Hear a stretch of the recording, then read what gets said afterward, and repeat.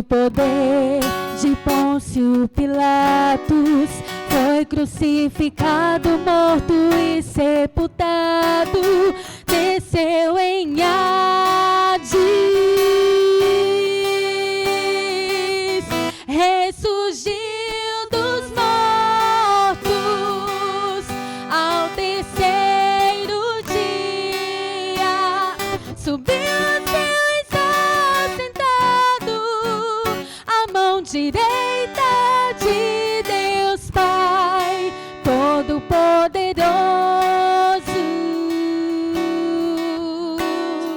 dia de vir a julgar os vivos e os mortos. Creio no Espírito Santo, na Santa Igreja Universal, na comunhão dos santos, remissão dos pecados, na ressurreição do corpo, na vida eterna.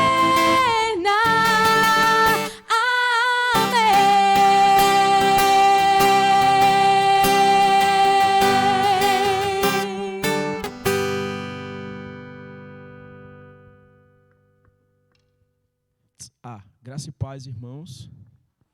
Quero louvar a Deus pela vida de vocês hoje à noite aqui.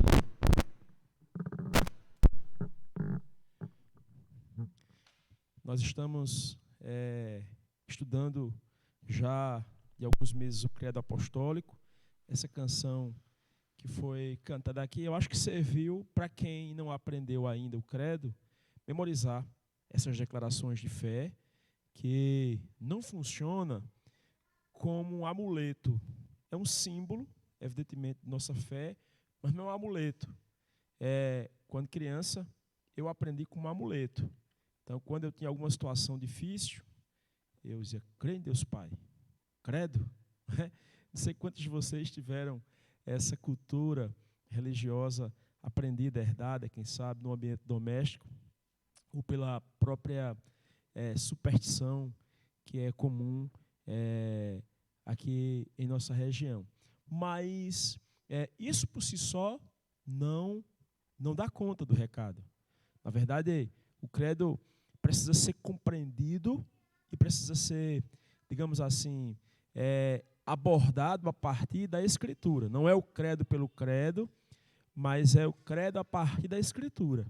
Então, se a gente consegue provar essas verdades, quando eu digo creio, se a gente só sabe provar isso na Bíblia, se a gente sabe passear pela Bíblia para dizer que eu creio nisso, então isso significa que a gente foi bem discipulado, que a gente foi bem doutrinado, que a gente aprendeu adequadamente a Escritura, que a gente teve bons mestres, que a gente vem cumprindo exatamente aquilo que o apóstolo Paulo, quando escreve a Timóteo, diz que a igreja é coluna e baluarte da verdade. Significa dizer que a gente faz parte de uma comunidade, de uma igreja que tem a verdade da Escritura como sendo necessária, como, de alguma forma, se é que eu posso usar essa expressão, como protetora, como defensora dessa verdade. Então, a igreja ela existe com essa missão. Então, hoje nós vamos dar continuidade ao nosso estudo sobre o Credo dos Apóstolos, falando sobre uma das últimas declarações do Credo. Nós vimos na nossa última ministração aqui há 15 dias atrás. Semana passada eu não vim porque eu estava com sintomas de resfriado e a gente nunca sabe o que é exatamente, né? E em respeito aos irmãos, eu não achei por bem estar aqui espirrando. De repente podia, como não foi, ser nada, mas podia também ser, de repente, alguma coisa. E mesmo quando não é, a gente fica se sentindo mal por estar gerando medo nos outros, né? Então, eu não vim por essa razão. O Renato veio e acabou ministrando um outro estudo aqui para os irmãos, que eu tomei ciência que foi muito bom também. Vários irmãos me mandaram mensagens dizendo que foram muito edificados. Então, na última vez que eu falei sobre a declaração que diz: creio na comunhão dos santos. Então, hoje, como nós cantamos há pouco, nós vamos declarar que cremos na remissão dos pecados. Vamos dizer isso juntos? É possível para a gente poder pegar bem o tema de hoje? Diga comigo assim: creio na remissão dos pecados. Você crê nisso mesmo ou não? Hein? Eu creio nisso. Eu creio na remissão dos pecados. E eu gostaria que nós começássemos então lendo uma passagem da Sagrada Escritura que está no livro dos Salmos, porque a remissão dos pecados não é algo apenas do novo pacto, certo? Salmo de número 51. Salmo 51.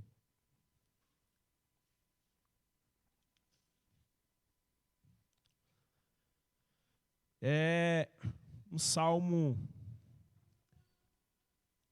que foi escrito pelo rei Davi por ocasião de sua confissão de pecado, de um pecado específico, ou melhor, de um conjunto de pecados envolvendo o relacionamento adúltero dele com Betseba. Então, o Salmo 51 é a declaração do arrependimento do salmista. No verso número 4, nós temos aqui uma declaração de Davi da sua culpa, do seu pecado. E jaz aqui, então, o pressuposto básico dessa declaração do credo, quando a gente diz: creio na remissão dos pecados. O que é que está por trás? Vamos ver se vocês conseguem perceber. O que é que está por trás dessa declaração? Creio na remissão dos pecados. Qual é o pressuposto básico sem a qual não seria necessário dizer creio na remissão dos pecados? Qual é? Creio na remissão dos pecados. Certo, essa é a razão. Beleza, está certo. Eu quero saber o que é que está pressuposto para dizer assim: eu creio na remissão dos pecados. Ah, muito bem. Raul ia falar também? É com 2 S. Sim, sim, exatamente. Está pressuposto exatamente isso que o nosso querido Ramon mencionou agora. Eu só posso ser remido de uma coisa, do pecado. Meu pecado só pode ser pago, como disse o irmão Raul, se eu for o quê? Um pecador. Ora, se eu não sou pecador, se não existe pecado, então, por conseguinte, não há o que se remir. Então, o pressuposto básico da afirmação creio na remissão dos pecados é o de que todos nós somos o quê? Pecadores. E o rei Davi, fazendo alusão ao seu próprio pecado, dando nome aos bois dos seus próprios pecados, ele diz assim, veja comigo o verso 4, vamos ficar em pé para a gente cumprir aquele ritual de ler o texto em pé, pelo menos na abertura do estudo, né? Lembrando que hoje é um estudo, nós estamos aqui dando a vocês a liberdade, como sempre fazemos nos cultos de doutrina, de estudo, de você levantar a mão, perguntar, contribuir, discordar, questionar, para a gente poder produzir o aprendizado assim com a participação dos nossos queridos e amados irmãos. Então olha o que diz o verso 4. Pequei contra ti somente, e fiz o que é mal perante os teus olhos, de maneira que serás tido por justo no teu falar e puro no teu julgar. Amém? Vamos orar para a gente poder continuar então. Senhor, é muito bom estar aqui nesta noite, na tua presença, na companhia desses amados e abençoados irmãos. Como é bom, Pai, virmos aqui para estudar, para aprender a tua palavra. Então, se apropria desse espaço, se apropria dessa oportunidade para nos corrigir, para nos instruir, em nome do teu Filho, Jesus. Amém. Podem sentar, irmãos. Bom, então Davi admite aqui a sua culpa. Eu pequei, certo? Pequei contra ti somente eu pequei. Nós precisamos ter consciência que o pecado é uma ofensa contra Deus, certo? O pecado é uma ofensa contra Deus. Davi tem consciência disso aqui. Por que Davi diz, eu pequei contra ti? Davi era um bom judeu. Davi conhecia profundamente a lei de Deus. Os salmos revelam isso. A maior parte dos salmos foram escritos por ele. E eles dão conta da convicção de que esse rei conhecia absolutamente a história de Israel, porque nos seus salmos ele canta as narrativas do Êxodo, do livramento de Deus no Mar Vermelho. Ele se refere exatamente a momentos em que Deus apareceu para o povo e o monte fumegava, se referindo ao momento em que a lei estava sendo dada a Moisés. Então ele conhecia absolutamente isso. E ele estava ciente que ele quebrou pelo menos 2 mandamentos, especificamente no que tange aquela relação pecaminosa com Betseba. Quais foram os 2 pecados básicos que Davi cometeu ali? Pelo menos 2. Claro que se a gente for para os meandros do pecado, tem vários outros envolvidos, mas pelo menos 2 estão ali envolvidos. O primeiro foi o pecado do adultério, porque sendo ele casado, sendo ela casada, aproveitar-se da condição de rei que ele tinha, para chamá-la enquanto seu marido estava na guerra, para vir se deitar com ele, deitar-se com ele como mulher sem ser esposa dele, constituía-se um pecado ao mandamento que diz, não adulterarás. Ele sabia muito bem o que dizia então o 7º mandamento. Mas além disso, Davi também havia cometido um pecado terrível contra o mandamento que diz, não matarás, porque você conhece a narrativa de que ele colocou Urias, o marido de Betseba, na frente do exército para ser morto pelo exército dos filisteus. Então, sabedor disso aqui, Davi diz, eu pequei contra ti, a lei é tua, eu quebrei a lei, eu sou culpado, eu tenho consciência absoluta que tu és justo no teu falar, que tu estás com a razão e que eu estou errado. Tu és puro no teu falar e eu sou sujo, eu sou contaminado, eu desobedeci a tua lei. Então todo o salmo aqui é a súplica de perdão, é a declaração de arrependimento, é o desejo pela misericórdia de Deus sobre ele. É essa consciência absoluta que este homem aqui tem, sem nenhuma dificuldade. É muito importante a gente ter isso, porque está aqui a grande definição do que vem a ser pecado, meus irmãos. Pecado é exatamente a falta de conformidade com a lei de Deus. É não se conformar com a lei de Deus e quebrá-la. Aliás, a palavra grega para pecado é a palavra hamartos. Literalmente, ela significa errar o alvo.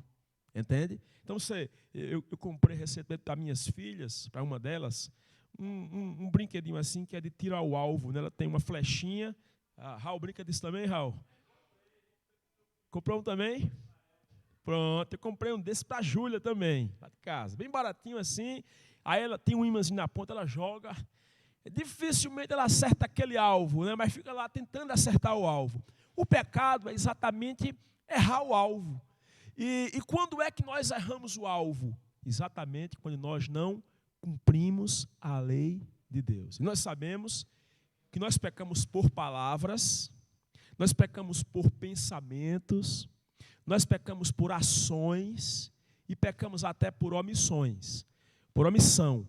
Quando nós sabemos fazer o bem, aliás, Gálatas diz isso, né? Aquele que sabe fazer o bem e não faz, comete o quê? O pecado.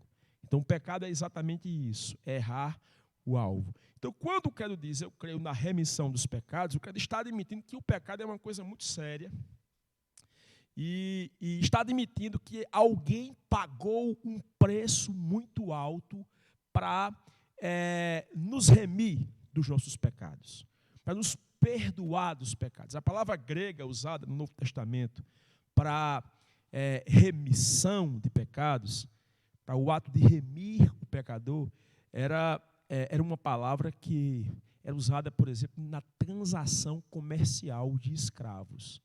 Quando alguém resgatava um escravo pagando um preço por ele, para que ele fosse liberto. E a Bíblia diz que nós fomos resgatados do nosso fútil procedimento, com referência aos nossos pecados, não por ouro, não por prata, mas por um preço muito mais elevado. É Pedro quem escreve isso na sua primeira carta, dizendo que foi através do sangue do Senhor Jesus Cristo. Nós precisamos ter consciência que o sangue de Jesus, o seu Filho, foi derramado por causa dos nossos pecados. E por essa razão, é apenas por isso que nós podemos ter a remissão dos pecados. Então, é claro que qualquer crente, por mais recém-convertido que seja, minimamente, ele precisa ter sido instruído disso que o irmão Calixto falou aqui, logo resumindo o estudo numa frase só. Eu creio na remissão dos pecados, porque eu aceitei a Cristo como meu Salvador. Ou seja, eu creio que o que Cristo fez por mim, quando Ele morreu e derramou seu sangue, é o que me garante o perdão dos pecados. A obra dele por mim me garante o perdão dos pecados. Certo? E nós vamos estudar isso aqui hoje à noite. Mas eu gostaria de tomar como referência esse texto inicial aqui para fazer uma pergunta muito específica aqui hoje à noite. Nós estamos diante de uma confissão de pecados consciente do rei Davi. Eu já lhes disse que esse salmo aqui foi escrito por ocasião do pecado do rei e, portanto, é o momento em que ele reconhece os seus pecados. Ele dá nome aos seus pecados, claramente. Você contextualiza isso aqui com a narrativa de Samuel, que mostra o pecado de Davi, você percebe que ele está confessando o que cometeu de mal. Nós, contudo, temos uma dificuldade muito grande de falar em nossos pecados. Há uma dificuldade muito grande. Você deve lembrar que Papa João Paulo II, por exemplo, um papa que trouxe uma influência à Igreja Católica no mundo todo, ele, algum tempo antes de sua morte, um bom tempo antes, ele pediu perdão pelos pecados da igreja cometidos durante a Idade Média, sobretudo os pecados envolvendo as cruzadas. Não sei quantos de vocês lembram desse fato. Igrejas batistas do sul, nos Estados Unidos, também fizeram algo semelhante. Pediram perdão pelos seus pecados históricos no passado, de terem se envolvido com opressores escravistas que escravizavam, por exemplo, índios ou mesmo negros trazidos, por exemplo, da África. Metodistas, cristãos, protestantes também fizeram a mesma coisa, pedindo perdão por esses pecados. Agora, deixa eu pensar com você uma coisa aqui. É muito fácil, por exemplo, eu, em nome da instituição congregacional, por exemplo, aqui, pedir perdão, de repente, à Cidade de Esperança por alguma negligência, por algum erro, algum equívoco que nós ou os nossos membros cometem aqui de modo geral. Esses pecados que envolvem nossos ancestrais, ou que envolvem, de repente, a coletividade, são fáceis de serem confessados. Eu queria chamar a sua atenção para esse tipo de pecado aqui, que é confessado na primeira pessoa do singular. Eu pequei contra ti.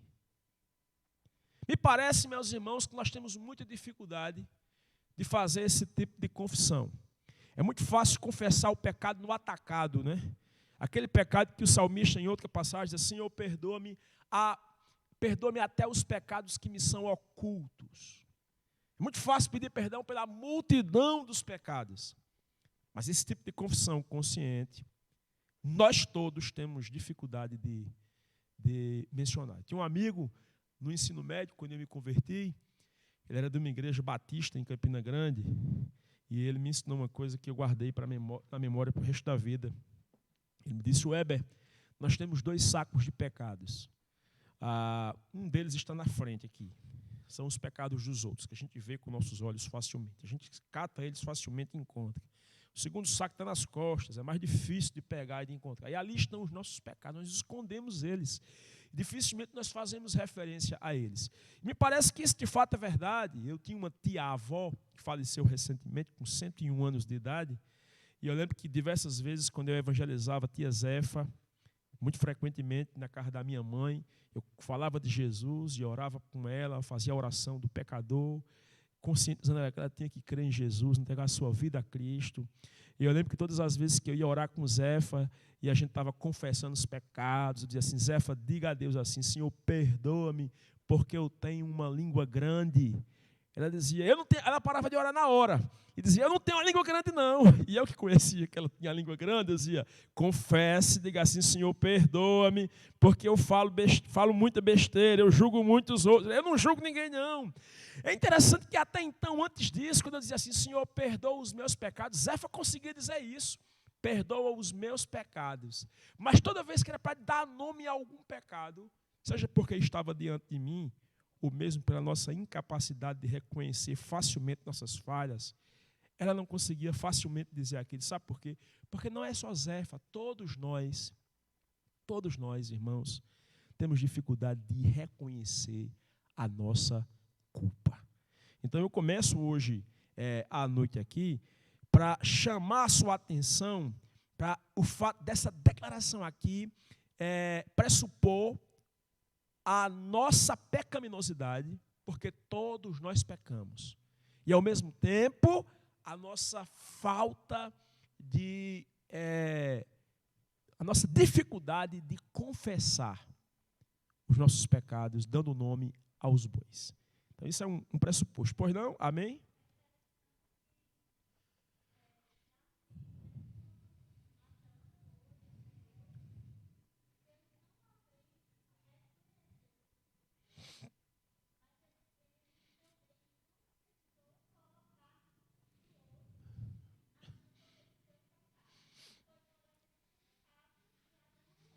Isso. Irmã,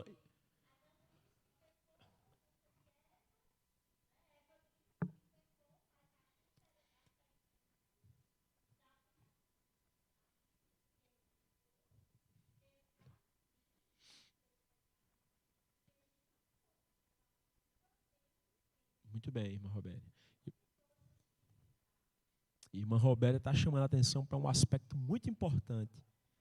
Isso mesmo. Quando Natan vai até a casa de Davi e usa uma parábola para se referir ao pecado de Davi, Davi, pensando que era outra pessoa, disse assim, esse homem é digno de morte. Quando o profeta Natan olhou para ele e disse, esse homem és tu, assim diz o Senhor.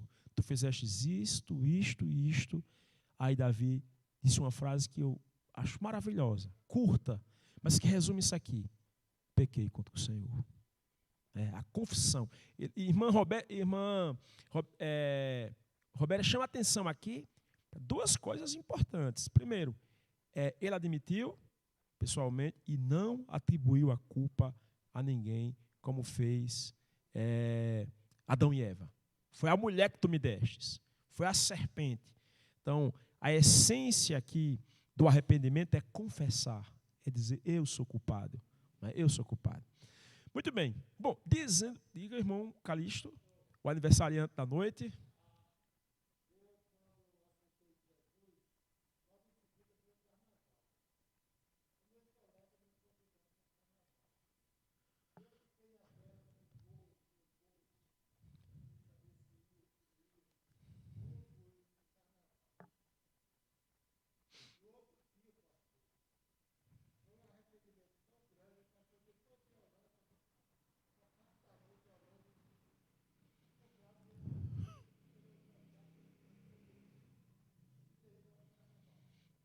Pois é. Essas experiências no começo da caminhada cristã são incríveis. A percepção que a gente tem assim do pecado, quando a gente comete o sentimento de culpa, não é? Isso é muito perceptível no começo da caminhada cristã e tem de continuar assim. Não é? E, ao mesmo tempo, a iniciativa de confessar ao Senhor. Rapidamente, nós vamos falar sobre isso daqui a pouco, como que um cristão lida, então, se ele foi remido dos pecados, como é que ele lida para confessar os seus pecados. Vamos falar sobre isso, certo? Antes, porém, vamos pensar aqui numa outra questão relacionada ao pecado. Eu quero saber de vocês aqui, em primeiro lugar, qual o texto bíblico que nós poderíamos usar para admitir que todos nós pecamos? Alguém conhece algum texto? Você está conversando com alguém, e aí alguém lhe diz assim, mas eu não sou pecador. Muito bem. Que texto é esse? Romanos 3, 23. Porque todos pecaram e destituídos estão da glória de Deus. Todos os homens pecam, certo? A única exceção a essa regra foi o nosso Senhor Jesus Cristo, que foi tentado em todas as coisas, porém a Bíblia diz que ele não teve nenhum pecado. Jesus foi a única pessoa que pode olhar para os outros e dizer assim: quem dentre vós me convence de pecado? Raul?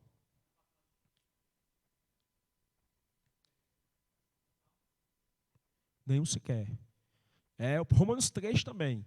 Mesmo contexto lá, o apóstolo Paulo, antes dele declarar, né, pois todos pecaram, destituídos estão, ele faz um corolário de citações no Antigo Testamento, certo? Que mostram isso. Aí ele cita uma passagem do Antigo Testamento que diz isso: não há um justo, nenhum sequer, não há quem faça o bem, não há quem busque a Deus. Entende? Então, todos os homens pecam sem exceção. Ok? Então, nesse sentido, nós pecamos. Ok? Nós todos pecamos. Agora, vamos pensar uma outra questão aqui para a gente aprofundar esse conceito de pecado aqui, meus irmãos. Qual é o grande problema do pecado? O grande problema do pecado, com base no que Davi diz aqui, é que ele é cometido contra o Criador de todas as coisas. Ele é cometido contra o juiz mais justo, mais santo, e que nunca comete nenhum equívoco nos seus julgamentos, que é o Senhor dos Exércitos. Então, Davi diz: eu pequei contra ti somente eu pequei. Deixa eu dizer uma coisa a vocês. A gente vive uma sociedade evangélica que talvez seja muito mais provável que você escute sobre a necessidade da pessoa se perdoar do que sobre a necessidade de ter o perdão de Deus. Sabia disso? Já deve ter ouvido alguém dizer assim: olha, você precisa se perdoar. É mais fácil você ouvir alguém, mesmo num ambiente evangélico, de crente, dizer assim: você precisa se perdoar, do que dizer assim: você precisa do perdão de Deus.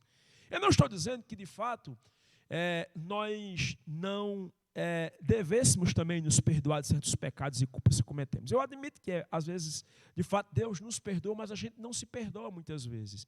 Mas me parece que a gente fala de perdão em nossos dias muito mais como uma questão terapêutica, do ponto de vista da catarse, do ponto de vista do bem-estar psíquico, ou seja, do ponto de vista de tirar o peso dos ombros, do que do ponto de vista de Deus.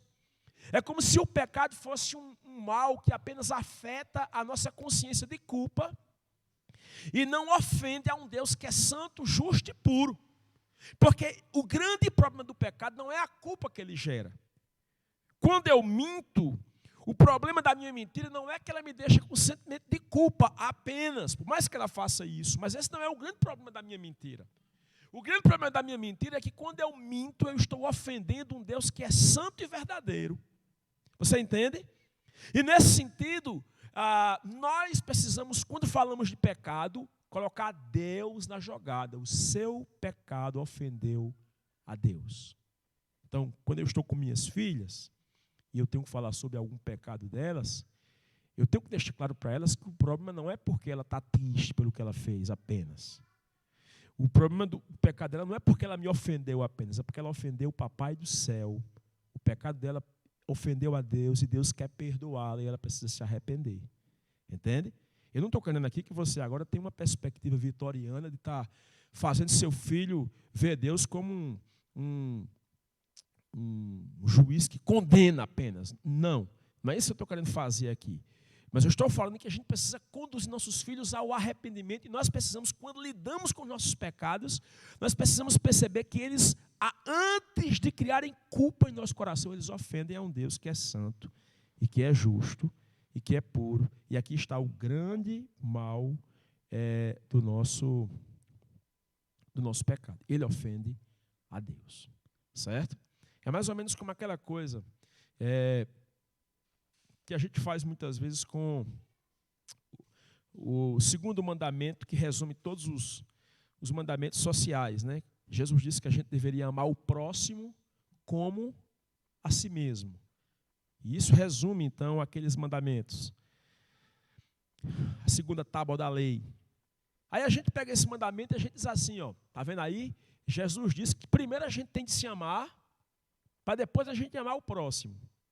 Essa é uma interpretação equivocada da lei.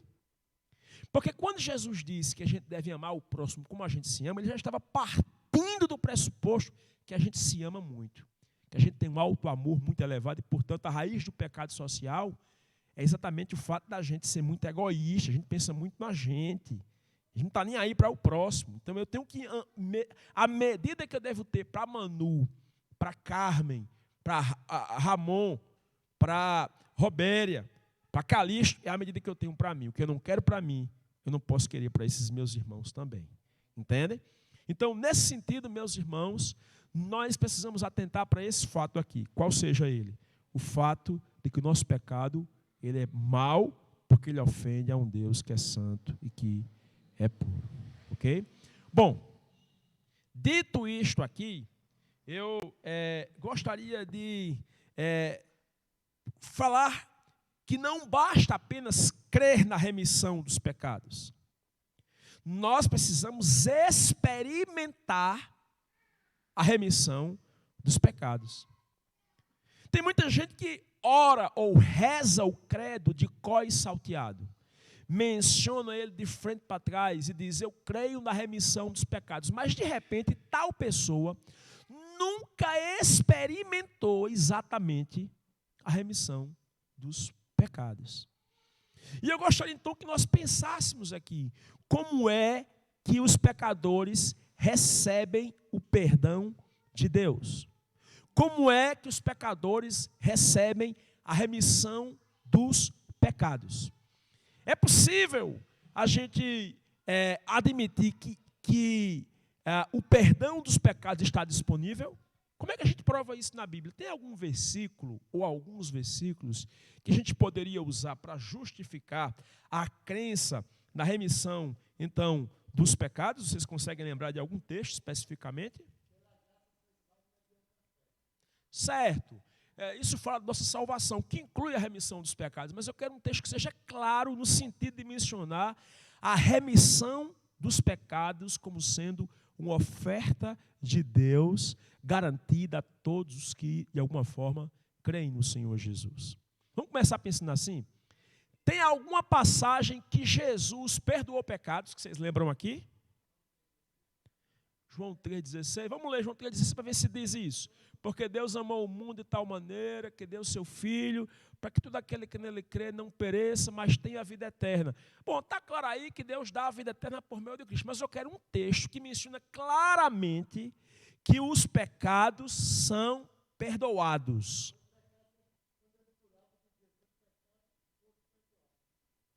Vamos lembrar de uma passagem que ele disse isso? Pronto, é exatamente essa. Abram comigo as suas Bíblias no Evangelho de Marcos, no capítulo 2, no verso 5, por favor.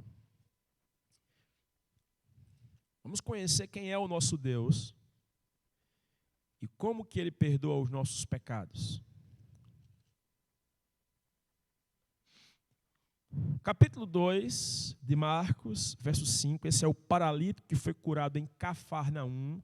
Ele foi trazido até a presença de Jesus por um grupo de amigos, 4 homens trazem ele. Jesus está pregando numa casa, esses homens não conseguem entrar pela porta da casa, eles providenciam uma escada, sobem e pelo eirado da casa, pela cobertura da casa, eles colocam um homem dentro da casa, diante de Jesus.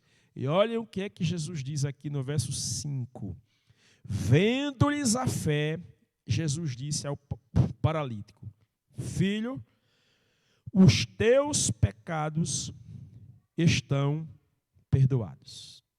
Então, claramente, Jesus oferece perdão de pecados para uma pessoa. Surge um conflito aqui, não sei se você consegue recordar. Os fariseus que estão ali presenciando a pregação de Jesus, eles ficam revoltados com essa declaração de Jesus. Porque, veja, se eu ofendi Raul, não adianta eu chegar para Carmen e pedir perdão a ela, porque a minha ofensa não foi contra a Carmen, foi contra Raul. Então, se o pecado é uma ofensa contra Deus, eu não tenho competência humana para perdoar uma ofensa que foi cometida contra Deus.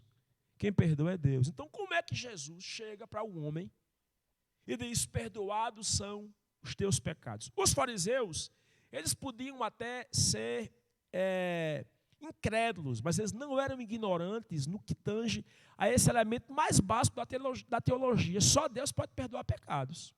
Isso é uma frase aqui que não precisa ser teólogo para saber disso.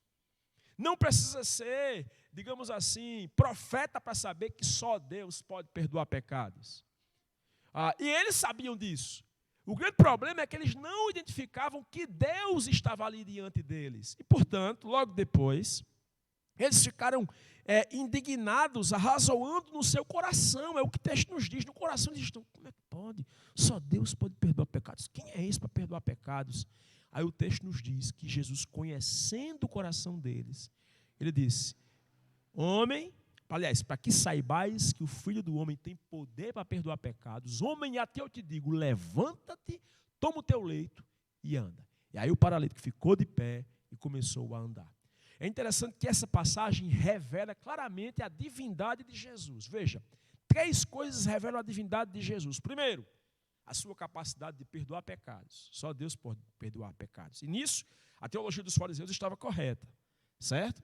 Segundo, Jesus revela o atributo da onisciência, porque o texto nos diz, no verso número 6, que Jesus conheceu o coração deles. Versículo 8, na verdade. E Jesus, percebendo logo, por seu espírito, o que eles estavam razoando, disse ao homem. E aí, em terceiro lugar, nós temos um outro atributo de Jesus aqui revelado, o atributo divino, o poder dele. Ele é onipotente. Ele manda o rapaz levantar e o rapaz começa então a andar. Ele cura o rapaz. Então, perdão de pecados, onisciência, onipotência são reveladas aqui na pessoa do Senhor Jesus Cristo. Então, a gente aprende com essa passagem que é possível crer na remissão dos pecados por causa de Jesus. Jesus é o mediador do nosso perdão. É por ele que nós somos perdoados. E aí, é claro, tem várias passagens nas Sagradas Escrituras que nos revelam exatamente como que ele pode perdoar os nossos pecados a partir do que ele fez por nós, a partir de sua obra, que ele pode então nos oferecer perdão. Diga, irmão Raul.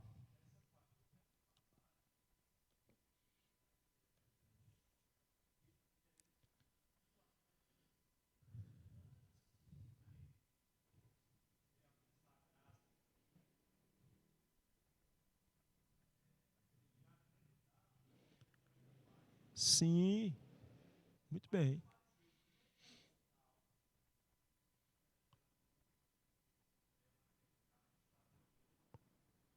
Muito bem percebido, Raul, isso mesmo. Então a gente vê aqui um aspecto importante, que é a fé deles. Eu costumo dizer que a fé é o braço que recebe, né? Mas ao mesmo tempo a gente percebe aqui a simplicidade da fé daqueles homens, eu diria que até com menos conhecimento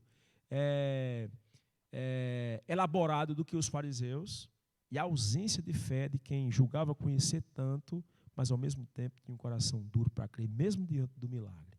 Muito bem percebido, irmão Raul. Muito bem percebido.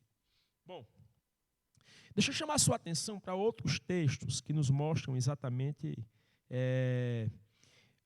como que nosso Senhor, de fato, perdoa os nossos pecados. Se você veio comigo durante nossas exposições de Efésios, desde o início, você deve lembrar de uma passagem logo no começo da carta de Paulo aos Efésios, capítulo 1, por favor. Capítulo 1 de Efésios. Veja comigo o verso de número 7. Talvez seja interessante lermos o 6, para entendermos o 7. Olha o que diz o verso 6, por favor.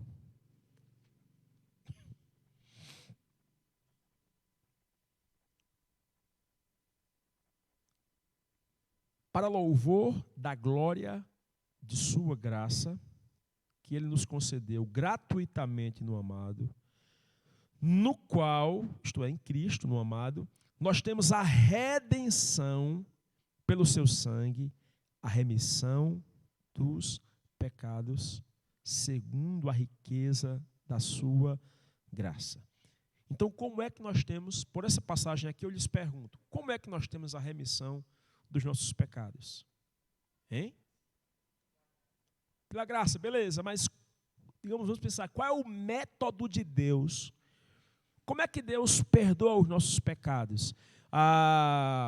Deixa eu me dizer uma coisa. Eu li um livro espetacular, mais ou menos 20 anos atrás. Foi um dos livros assim, mais espetaculares para me compreender a obra de Cristo, que eu já li na minha vida, além da Bíblia, claro, né? O livro A Cruz de Cristo, do reverendo John Stott.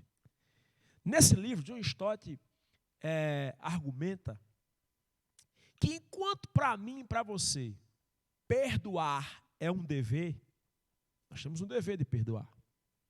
Diz ele que para Deus perdoar é um problema. Como assim, pastor? Porque perdoar para Deus é um problema? Porque Deus, ele é o legislador e ao mesmo tempo é o juiz da lei. Ele criou uma lei que é pura, que é santa, que é boa, rigorosa, mas é pura, santa e boa.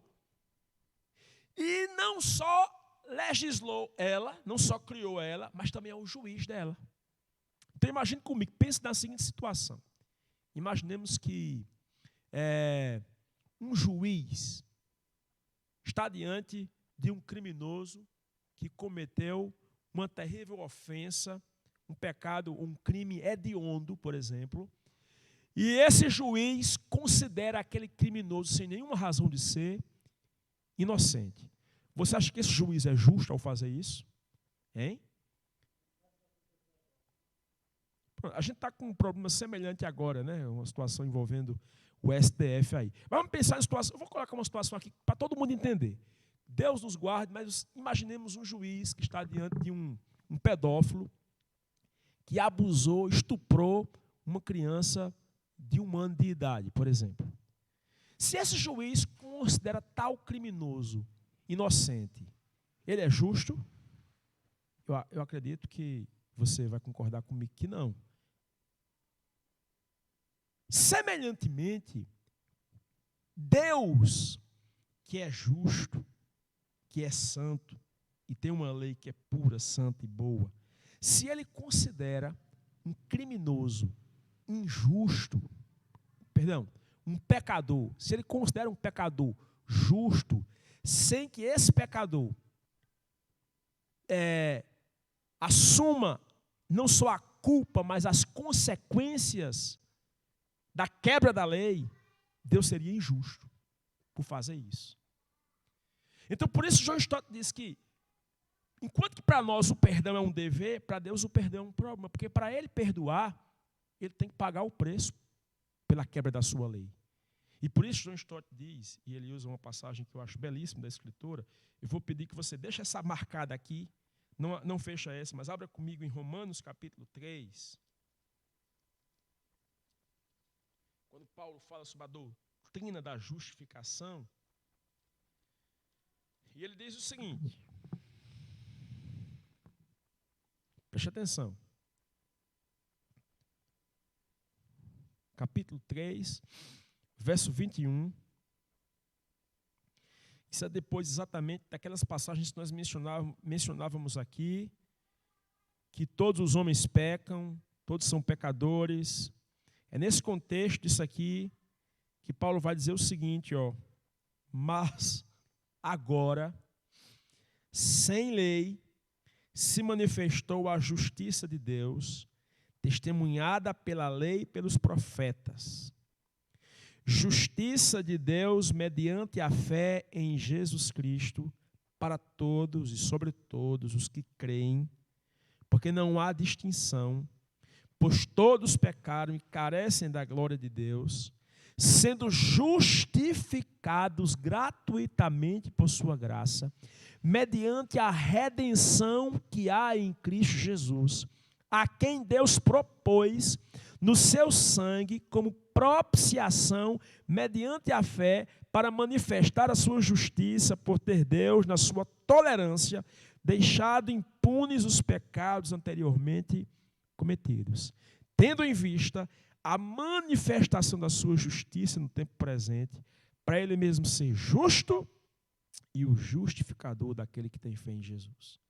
Então, se a lei de Deus dizia: a alma que pecar, essa morrerá, e Deus resolve salvar alguém sem cumprir a lei que ele deu, ele seria injusto. Para Deus ser justo do que ele diz no princípio, e ao mesmo tempo nos salvar, ele precisou pagar o preço pelos nossos pecados. Então, o que foi que ele fez? Para ele ser justo e justificador, ele propôs, como diz Paulo aqui, a redenção pelos nossos pecados no sangue do seu Filho Jesus Cristo. Então, Jesus se entregou, ele assumiu a nossa culpa, o nosso pecado, e ele que não tinha nenhum pecado, ele colocou todo o seu crédito na nossa conta e pegou todo o nosso débito e colocou sobre si. E aí agora Deus é justo e justificador da fé, daquele que tem fé em Jesus. Porque ele não só nos salvou, como ele pagou o preço pela nossa salvação. Entende? Então é assim, como diria Calvino, que a justiça e o amor de Deus se beijaram. Porque Deus foi justo e ao mesmo tempo foi amoroso. Foi justo porque ele não deu um jeito para nos salvar. Ele pagou. A gente, na sociedade brasileira, a gente tem uma cultura que o reverendo Edson Queiroz chamava de, num livro que ele escreveu, dando um jeito no jeitinho brasileiro. A gente tem a cultura do jeitinho, né? Dar um jeito é normalmente uma forma de burlar a lei. Mas Deus não dá jeito. Ele pagou o preço. E como ele pagou o preço? Ele assumiu a culpa que era nossa em Jesus, o seu Filho. Entende? Então, como é que Deus pode nos perdoar? Quando ele propõe a propiciação pelo sangue de Jesus. Deixa eu explicar a você. Alguém consegue lembrar o que significa propiciação? Essa palavra que Paulo aqui menciona no verso 25. A quem, se referindo a Cristo, Deus propôs a Cristo no seu sangue como propiciação mediante a fé. O que é propiciação? Alguém lembra alguma coisa com essa palavra? Não é um sacrifício. Tem a ver com sacrifício, mas não é ainda o sacrifício. Alguém lembra? Não, também não é um substituto. Na antiga aliança, alguém lembra? Na antiga aliança, o tabernáculo e posteriormente o templo era dividido em 3 compartimentos. Tinha a parte externa, que era chamada de átrio. Tinha a parte onde eram feitos os sacrifícios, inclusive. Tinha uma parte interna que os sacerdotes visitavam frequentemente para substituir os pães da proposição, para manter aceso, por exemplo, o altar do incenso, entre outras realizações que eles faziam ali. E tinha a parte mais interna, chamada Santíssimo Lugar, o Santo dos Santos. Ali ficava a Arca da Aliança. Era uma caixa de madeira, revestida a ouro puro, e dentro daquela caixa ficava, então, a vara de Arão que floresceu e as 2 tábuas da lei que Deus havia dado a Moisés. Aquela caixa era tampada por uma, desculpa a redundância, por uma tampa chamada propiciatório, na qual havia, então, a imagem de 2 querubins como que prostrados com as asas abertas. Aquela tampa, chamada propiciatório, era nela que uma vez por ano, quando o sumo sacerdote entrava no Santíssimo Lugar para fazer o sacrifício do grande dia da expiação, em que 2 bodes eram ofertados pelo pecado do povo. Um deles era lançado como bode emissário no deserto. E ele morria na solidão, sofrendo exatamente no lugar do povo o abandono da solidão representando então o abandono eterno que nós sofreríamos por causa dos nossos pecados. Mas ao mesmo tempo, outro bode era sacrificado e o sangue dele era levado pelo sumo sacerdote à parte mais interna do tabernáculo ou do templo, que era o santíssimo lugar. E ali, sob a tampa da arca, o propiciatório, ele aspergia o sangue da aliança, ou melhor, o sangue do sacrifício, desculpa. E aquele sangue, se Deus aceitasse o sacrifício do povo, Deus então ficava propício, favorável ao povo. Deus perdoava o povo.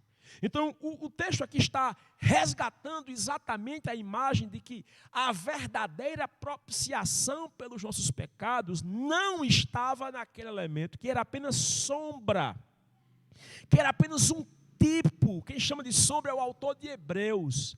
Era apenas uma sombra do que haveria de vir. A realidade que era apontada pela sombra era Cristo. Então, Cristo é a propiciação pelos nossos pecados. Entende? Então, é por causa do sangue de Jesus que nós somos perdoados. Quando o nosso cenário propõe um hino que os irmãos acho que cantaram aqui domingo, não é? Não sei se foi domingo que vocês cantaram aqui, que diz...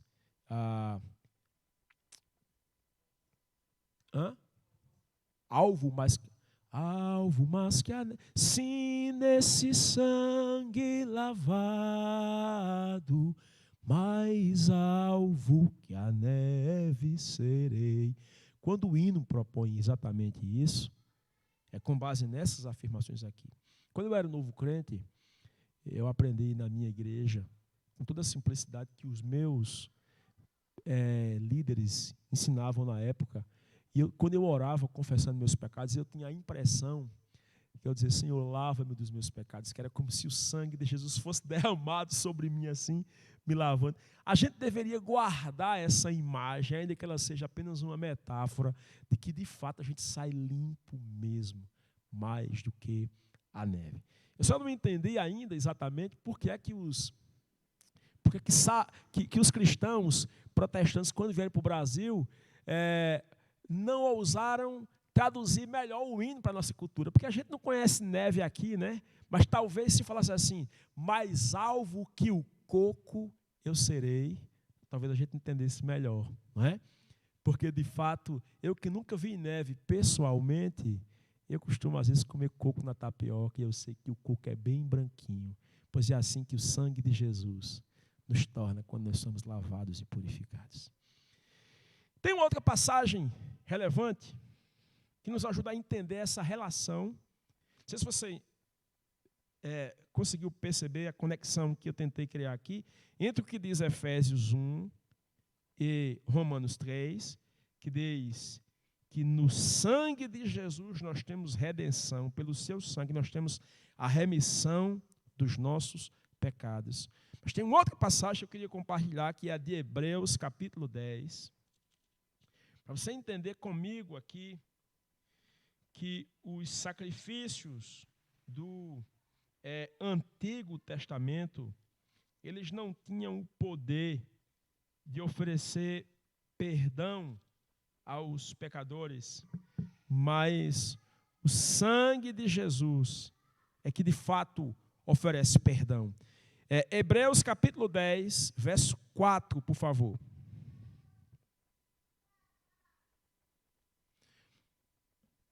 Primeiramente, talvez seja interessante ler aqui o capítulo 9, verso 22. Para a gente entender. Às vezes a gente pergunta assim, mas não tem um outro jeito de Deus salvar a gente, não? Por que Jesus teve de morrer? Porque Deus não deu simplesmente um jeito, declarou, está perdoado, pronto. Quando você lê Hebreus 9, verso 22, você entende assim, com efeito, quase todas as coisas, segundo a lei, se purificam com sangue, e sem derramamento de sangue não há remissão.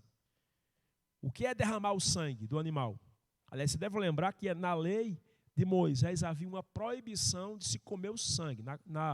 Na dieta judaica dos judeus, eles não comiam sangue, porque o sangue era usado exclusivamente para o sacrifício. Claro que isso é uma lei dietética do Antigo Testamento, né, do povo judeu. Se aplica a nós, gentios. Embora os judeus fizessem isso, o faziam porque eles eram conscientes de que o sangue foi reservado para o sacrifício pela remissão dos pecados deles. O sangue, a expressão que aparece lá no Antigo Testamento é exatamente essa, né? Que eles não podiam comer o sangue porque no sangue estava a vida, a nefesh. Nefesh é alma. Alma não no sentido do elemento espiritual, mas a vida. Porque se você tira o sangue, o que acontece com a pessoa? Ela morre. Então, por que é que tirava-se o sangue? Porque a alma que pecar, essa morrerá. A consequência do pecado era a morte. Então, para o pecador não morrer, o animal morria no lugar dele.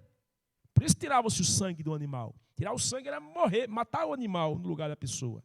O animal não era só morto, ele era também comido pelo sacerdote, evidentemente. A não ser nos sacrifícios em que isso não aconteciam. Não é? O holocausto, por exemplo, quando não era completamente queimado, por exemplo. Mas a ideia de tirar o sangue era de morrer mesmo. E por isso Jesus morreu. E o seu sangue nos purifica. A morte dele foi o derramado do seu sangue por nossos pecados. Aí você vem aqui para o capítulo 10, o verso 4, que diz: porque é impossível que o sangue de touros e de bodes remova pecados. Se você ler o contexto todinho aqui, você vai perceber que o autor de Hebreus está ensinando que aqueles sacrifícios do Antigo Testamento não perdoavam pecados. Não só não tem mais validade, como eles não perdoavam mesmo na época. Por que não perdoavam? Porque eles apontavam o calisto para um sacrifício maior. Quando um judeu do Antigo Pacto realizava o sacrifício do Antigo Testamento, embora ele não tivesse compreensão absoluta do que aquilo significaria com Cristo, porque a revelação não foi dada de uma vez só, ela foi dada progressivamente. Então, os detalhes do que ia acontecer com Cristo é revelado paulatinamente. Mas ao realizar o sacrifício, o judeu fazia com fé no que Deus ordenara. E aquele sacrifício apontava para um sacrifício maior, verdadeiro, que iria acontecer. Qual seria? O sacrifício de Cristo. Entende? Então, por que é que o judeu também era perdoado no Antigo Pacto? O sangue daquele animal não perdoava pecados, ele apenas cobria, apontava para uma realidade maior. E, portanto, como diria um puritano do século XIX, o sangue de Jesus, ou melhor, Jesus é o pêndulo entre o Antigo e o Novo Testamento. Já viu aquele relógio que tem um pêndulo que vai e vem? Ele está no Antigo, apontado nas sombras, nos tipos, nas metáforas que aludem a ele, nas profecias que apontam para ele, está no Novo Testamento cumprido. Então, o que perdoava Moisés, os sacerdotes e o povo judeu quando sacrificava, não era o sangue do animal, era a realidade para a qual ele apontava, que era Cristo. De modo que mesmo no Antigo Testamento, ninguém foi salvo pela lei, foi salvo pela fé em Cristo também. Pois não?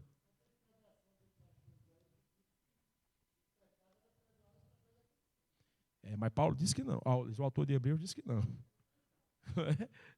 Então, a gente ficar com esse pastor aí, já. Tem pregador que diz isso. Mas diz errado. Certo? Por ignorância, por falta de compreensão. Certo? Vamos pensar, pense comigo aqui, irmão Calixto. Vamos pensar da seguinte maneira. Desculpa.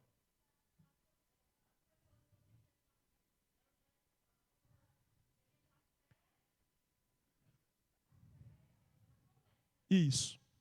Muito bem. Eles tinham... Porque assim, vamos pensar aqui comigo. A compreensão que nós temos hoje de Deus, por meio de Cristo, venhamos e convenhamos, não é a mesma que os irmãos do Antigo Testamento tinham. Por quê? Porque a gente tem muito mais conhecimento que foi dado, sobretudo pela encarnação de Jesus, do que é que eles tinham. Não é verdade? Então, eu sei coisas de Deus que Jesus me ensinou que Moisés não sabia, porque Moisés não teve aquela revelação. Então, a gente fala, às vezes, da progressividade como foi dada a revelação. Por exemplo, deixa eu falar a você aqui. O que é que Jacó sabia sobre o Messias? Jacó sabia o quê? Jacó sabia que ele, até o que foi dito naquela época, sabia que seria um descendente da mulher, que foi o que foi dito a Eva. Sabia que ele viria da linhagem de Abraão, que foi o que foi dito a Abraão, que em Abraão todos os povos da terra seriam abençoados. E sabia também que o cetro não se arredaria de Judá. Entende? Então, foi ele que disse isso para o seu filho, para Judá, antes de morrer. Então, a compreensão que ele tinha era essa, mas a consciência dessa compreensão que ele tinha, pelo que foi dado, apontava para essa promessa vindoura, porque todas essas profecias que Jacó tinha acesso, apontavam para uma promessa, entende? A compreensão que Moisés tem mais na frente é maior do que a de Moisés, do que a de Jacó, porque Moisés, por exemplo, já sabe que Deus vai suscitar um profeta maior do que ele, ou semelhante a ele depois. Entende? Moisés já tem, inclusive, uma lei que designa como que ele deveria fazer sacrifícios. Entende? Então, oi? Exatamente, ele tinha uma lei que claramente foi sancionada por Deus para o povo. Então, essa compreensão era maior, mas ao fazer isso, eles estavam acreditando numa promessa. Então, você tem razão, Joyce. Por essa razão, meus irmãos, se aqueles sacrifícios fossem suficientes para perdoar pecados, não tinha por que Cristo vir. Entende? Deus submeteu o Filho dele a tudo que submeteu. Jesus se submeter a tudo a que se submeteu, sem necessidade, seria uma barbárie sem tamanho. Oi? Pois é, exatamente. Ok? Então, o fato é que, eu recomendo, irmão Calixto, que se leia o capítulo 10 todo de Hebreus em casa, para você perceber exatamente que a argumentação aqui é de que aqueles sacrifícios, que é o que diz o verso 1 do capítulo 10, ora, visto que a lei tem sombra dos bens vindouros, não há imagem real das coisas, nunca jamais pode tornar perfeitos os ofertantes com os mesmos sacrifícios. Então, não é pelos sacrifícios da lei, certo? Eu quero concluir hoje, já que nosso tempo se esvaiu já em 5 minutos, lendo um último texto que está em 1 João, capítulo 1, aqui, verso 9. Porque talvez uma pergunta relevante que não surgiu, mas poderia ter surgido, é a seguinte: se eu creio na remissão dos pecados, por que é que eu preciso confessar os pecados? Você há de convir comigo que Jesus nos ensinou a orar confessando os pecados, né? Jesus disse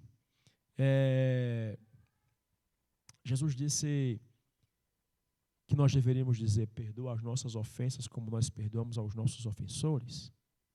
Ele mandou a gente pedir perdão. Ele nos ensinou isso. Então, como é que eu creio na remissão dos pecados e eu tenho que pedir perdão pelos meus pecados?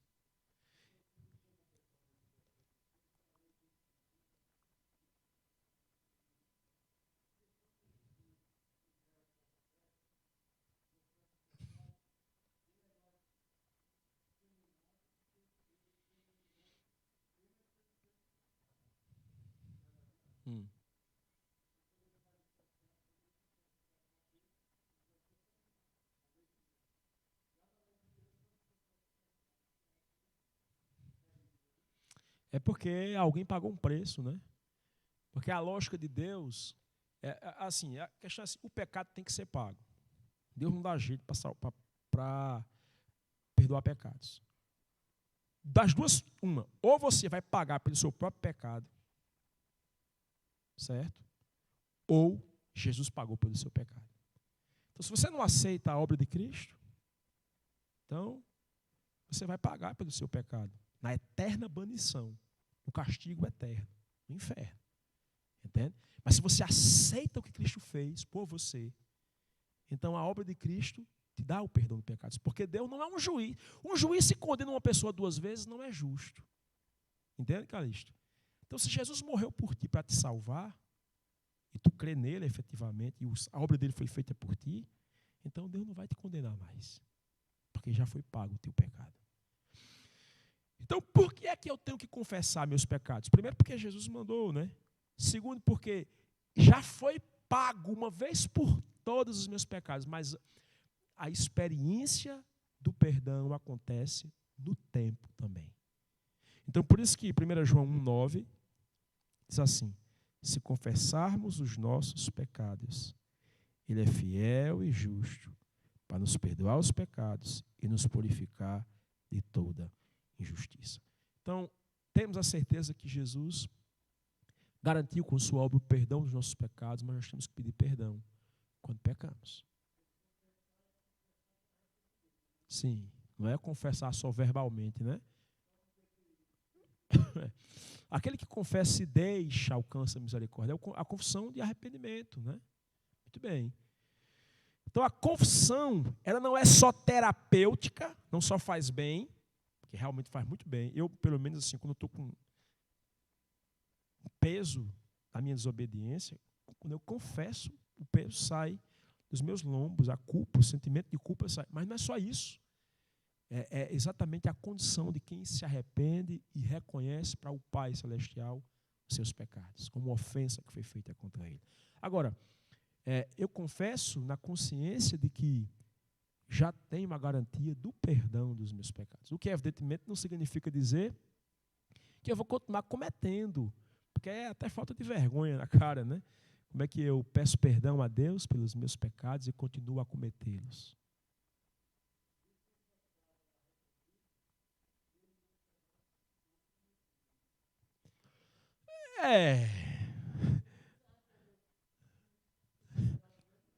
A intenção é essa. Mas sejamos honestos aqui. Na prática, você confessa e nunca mais comete? Meu irmão, nós somos pecadores humanos. Também não é tão sem querer, querendo, como diria Chaves, porque no fundo, a gente quer quando peca, né? Porque se fosse sem querer, aí não tem por que pedir perdão, porque eu fiz sem querer. Agora, é claro que eu entendo o que você quis dizer, Carmen, é assim, há aqueles pecados que a gente já está tão habituado a eles que é quase que involuntária a prática deles. A lógica sua está correta, né? Mas assim, a gente não pode cometer o equívoco de achar que eu fiz sem querer. De vez em quando, minha filha, a menor delas, né, faz uma coisa errada, ela chega para dizer, papai, eu quebrei, hoje ela fez isso, ela comprei um negócio lá para casa, um estofado para colocar nas cadeiras, aí estava no canto, ela subiu em cima, pisou e rasgou. Aí papai, ela vem correndo para dizer assim, papai, eu fiz uma coisa errada. Mas foi sem querer que eu quebrei, pai. Isso foi sem querer, não. Você subiu porque você quis. Não é? Então, finalmente, a gente acaba cometendo pecado porque quer. Mas a gente está tão habituado, né? Pois não, Raul?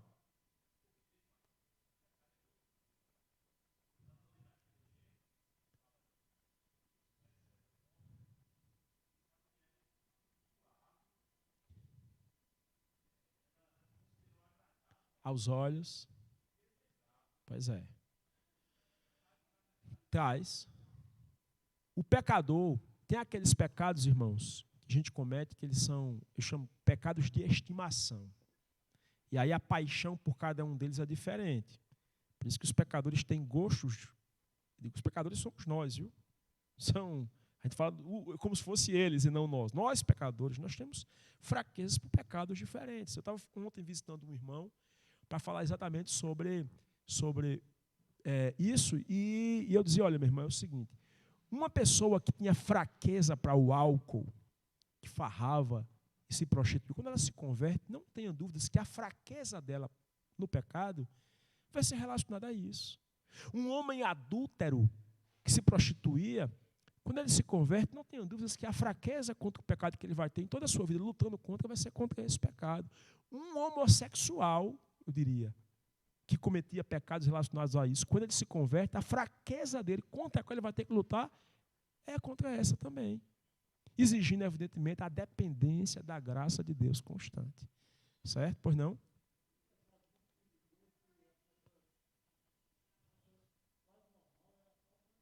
Pois é.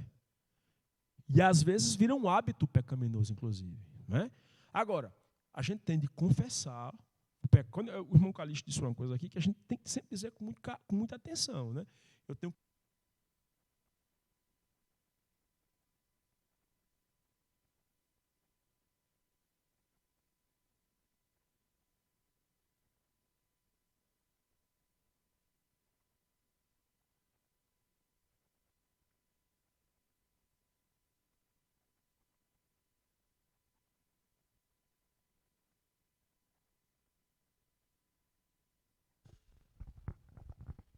Ok. Vamos concluir. Hoje está muito bom, viu? A gente está ganhando o ritmo normal do nosso estudo. Mas vamos concluir com essa pergunta hoje. Eu vou voltar a esse assunto semana que vem, porque tem umas coisas que eu queria falar aqui sobre as... Eu vou deixar anunciado aqui para falar semana que vem. Jesus mandou os discípulos perdoar pecados das pessoas. Aí eu vou falar sobre isso semana que vem aqui. Sobre a missão da igreja como aquela que divulga o perdão. Mas vou terminar hoje respondendo essa pergunta do irmão Raul aqui. Certo? Essa pergunta, ela tem um pressuposto equivocado de que a gente só comete pecados quando comete pecados escandalosos. Então, geralmente, quem diz isso diz assim, se Jesus morrer e eu estiver no motel com outra mulher, por exemplo, se eu tiver roubado, ou se eu tiver mentido, por exemplo, assim. Então, na mente de tais pessoas que pensam assim, o único pecado que faz a pessoa perder salvação são esses pecados grandes. Né? Ela nega, Raul, o clássico, ou o claro ensino da Escritura de que nós pecamos, irmãos, das mais diversas formas. Então eu peco todos os dias. De modo que Jesus, quando me ensinou a orar, veja que na oração de Jesus, que inclusive lá, de acordo com Lucas, os discípulos chegaram e perguntaram assim, mestre, os discípulos de João aprenderam a orar com ele, ensina-nos a orar, e Jesus ensinou eles a orar dizendo o quê? Perdoa as nossas dívidas, como nós perdoamos aos nossos devedores. Para Jesus está claro de que nós pecamos, irmãos, todos os dias. E a gente tem que tirar aquela listinha de 10 pecados, ou 20 pecados maiores, né? O que é pecado? É roubar, é matar, é mentir, O pecado está muito mais abrangente do que isso.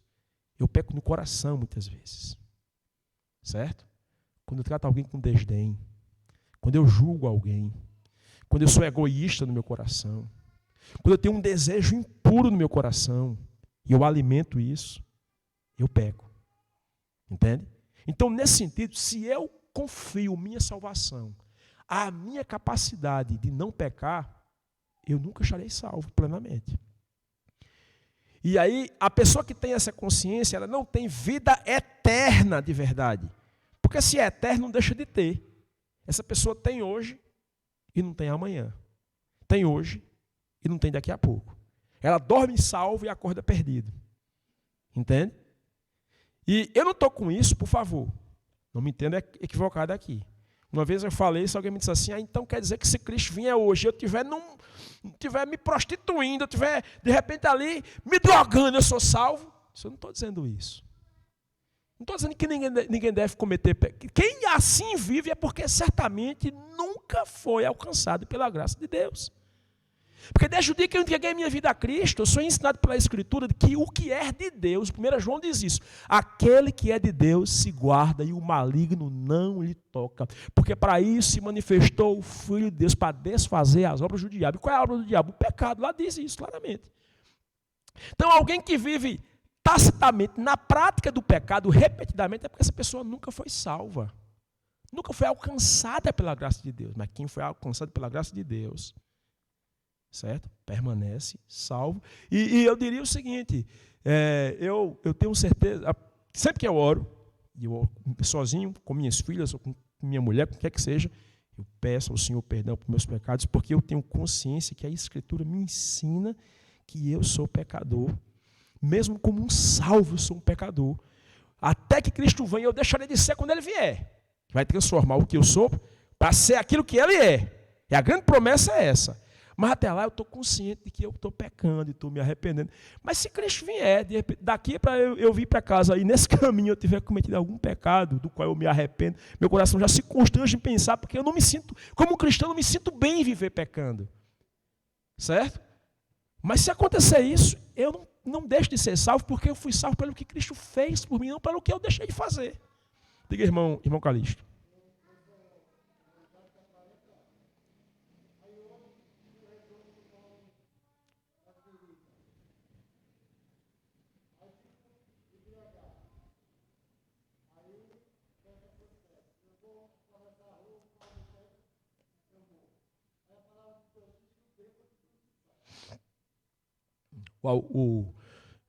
Os bebarrões não herdarão o reino dos céus.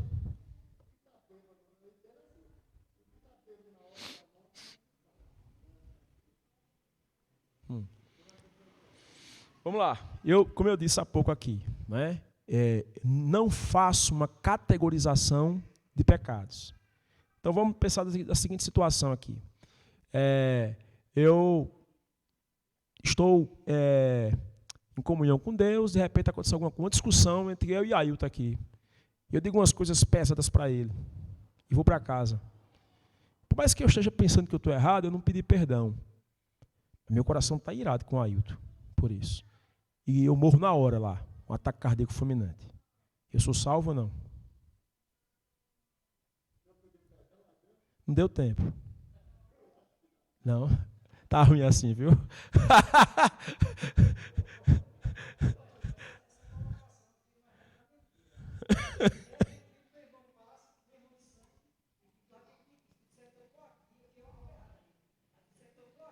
Pronto. Já saiu de casa. A gente tem o hábito de dizer assim, irmão, cadê vocês? Tô chegando aí, está saindo de casa ainda, está em casa ainda. E aí? Vai para o inferno? Entendeu? Não é. Vamos pensar comigo aqui. Isso é uma força de expressão, na verdade, né? Agora vamos pensar numa coisa aqui clara, irmãos. Olha só.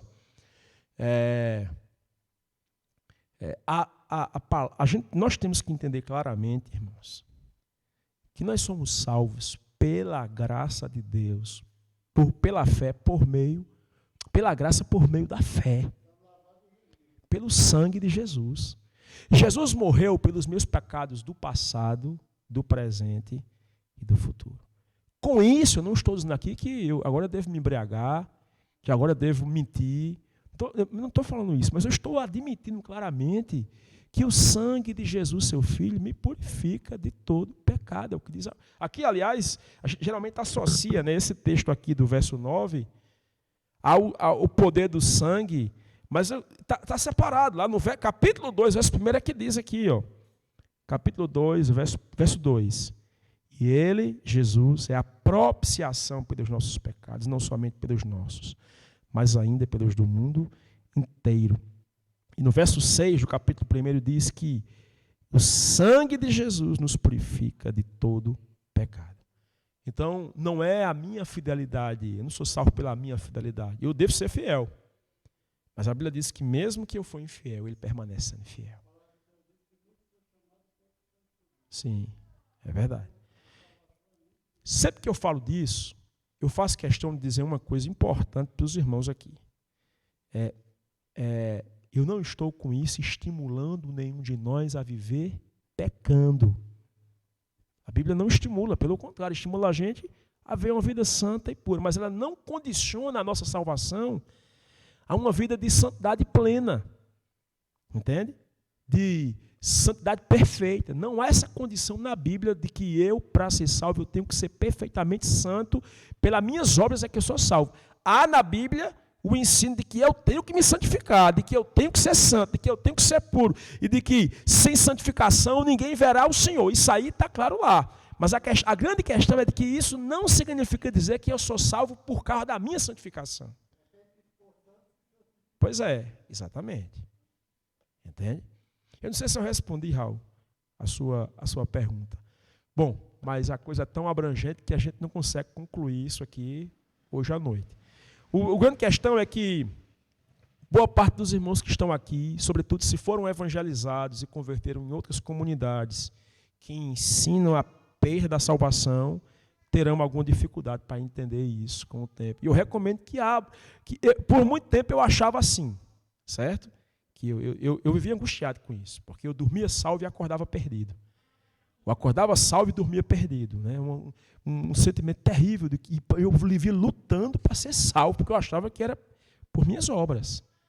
Até que um dia eu descansei na graça de Deus em Cristo, quando eu estudei a Bíblia e entendi claramente a doutrina da graça. Entende? Então, e isso é muito importante. Eu recomendo que os irmãos estudem a respeito. Eu posso até recomendar alguns materiais muito bons. Hein? Romanos 10, Romanos 9, Romanos 10, Romanos 11, Efésios 2, Romanos 4, eu diria Tito capítulo 3. São muitas passagens. Um caminho muito importante que eu quero recomendar aos irmãos aqui. Quem não tem ainda, adquira, e aqui não é conversa de vendedor, porque se tem um cara que não nasceu para vender, sou eu, viu? Mas pensando no seu aprendizado. Quem não tem a Bíblia com a confissão de fé congregacional, compre essa Bíblia. Tem aqui bem baratinha, acho que é R$45, se eu não estou enganado, é R$50. Vem com a confissão de fé da aliança, mostrando o que nós cremos e as referências todas direitinho. E tem lá um capítulo falando só sobre a fé salvadora, sobre a salvação eterna. Compre, leia isso, leia a confissão lá atrás, leia os versículos um por um, para você entender isso direitinho. Certo? No aplicativo da nossa igreja também tem a confissão. Vamos ficar em pé, irmãos, encerrar com uma palavra de oração. Hoje foi muito bom. A gente passou da hora, desculpem, viu, aos que que cobram realmente o horário pontual. Eu não sou muito bom com isso, né? Quem já me conhece de bom tempo sabe que... Mas foi tão gostoso, tão bom, que acaba valendo a pena no final. Vamos agradecer ao Senhor por esse estudo. E pedir que Ele nos leve em paz sobre a sua bênção e segurança. Bondoso, querido Pai, graças damos pelo aprendizado desta noite, por Tua palavra que nos falou. Leva-nos agora em paz sob a Tua proteção, a Tua bênção e a Tua segurança. E firma-nos, Senhor, na Tua graça. E que o amor do Pai, a graça do Filho e a consolação do Espírito seja conosco e todo o povo de Deus, hoje e sempre, todos digam amém. Sabe uma coisa que eu ia dizer para vocês hoje, esqueci. O credo diz assim: creio na comunhão dos santos, são santos, na remissão dos pecados. O que é que isso quer dizer? Que o crente que é remido também é santo. Então, uma coisa não está desassociada da outra. Eu tenho que me esforçar para ter uma vida santa, mas eu sou remido pelo que Cristo fez por mim, tá bom? Eu quero pedir que você divulgue para quem não é casado no civil e quer casar. Nós vamos ter uma reunião quinta-feira aqui na igreja, às 19 horas. Vai estar o pessoal do cartório aqui, a gente vai dar instruções direitinho. Então, se conhecer alguém que quer casar no civil, por favor, encaminhe para a igreja quinta-feira, tá bom? Um abraço a todos, irmãos.